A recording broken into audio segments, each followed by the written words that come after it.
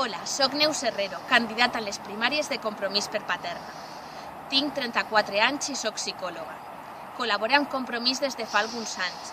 Tal vegada em conegues, perquè molts dies estic al carrer informant a la gent sobre el que Compromís fem a Paterna i demanant participació.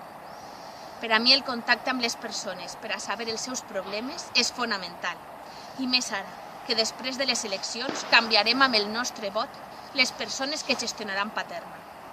Visc a Mas del Rosari i la Coma i conèixer la realitat del meu barri m'ha ajudat a comprendre millor que una bona gestió municipal ha de tindre com a primera prioritat millorar la vida de la gent.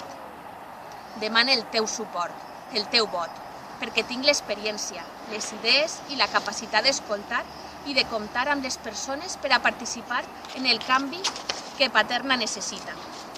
Un ajuntament sense corrupció, més pròxim, transparent i participatiu.